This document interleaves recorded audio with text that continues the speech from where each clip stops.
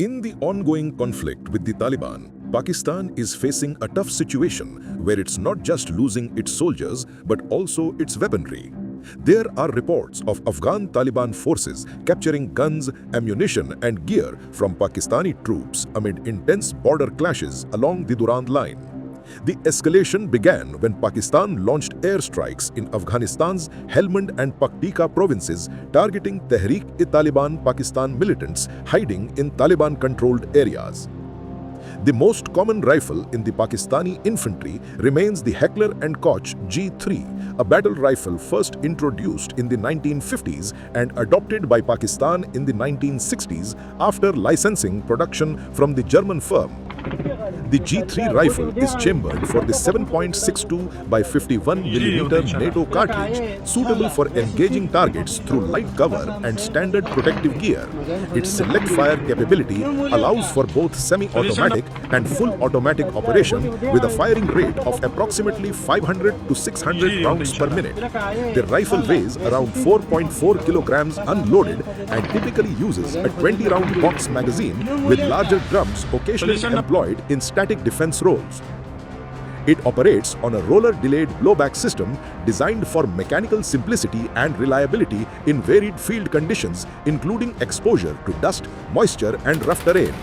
The 450mm barrel delivers a muzzle velocity near 800 meters per second with an effective range of about 400 meters using iron sights. Optical attachments like the Aimpoint Comp M2 are sometimes used by Pakistani special forces for enhanced visibility during low-light missions. Variants such as the G3A3 and G3KA4 offer adjustments in stock design and accessory mounting options. While the platform is dated, its continued use is supported by local production through Pakistan ordnance factories and widespread familiarity among personnel. However, its weight and recoil characteristics require consistent training for effective handling. The G3 rifle has seen widespread use beyond Pakistan, with adoption across multiple regions over several decades. Originally developed in West Germany, it served as the Bundeswehr's standard issue from 1959 to 1997. Countries such as Norway, Sweden, and Denmark introduced it in the 1960s, adapting the design for cold weather operations. Norway continues to maintain reserve stockpiles as of 2025.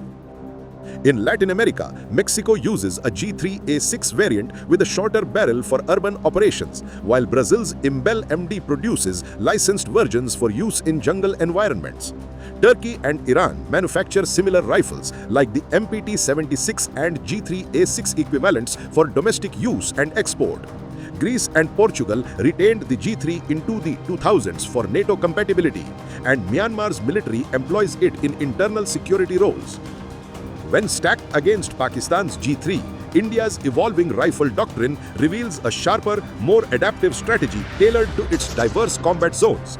The INSAS, India's standard issue since 1998, fires the lighter 5.56 by 45mm NATO round, trading brute force for agility, higher magazine capacity, and reduced recoil. Weighing just 4 kilograms, it's built for mobility across the humid jungles of the northeast and the oxygen-thin heights of Ladakh. Its gas-operated long-stroke piston system churns out 650 rounds per minute, while polymer components shrug off monsoon corrosion. But India isn't standing still. Over 600,000 INSAS rifles are being phased out in favor of the AK-203 and SIG-716, a dual-caliber LEAP that blends rugged reliability with cutting-edge modularity. Meanwhile, the SIG-716 brings G3 level punch in 7.62 by 51mm NATO, but with modern rails, optics and adjustable stocks, extending precision to 600 meters.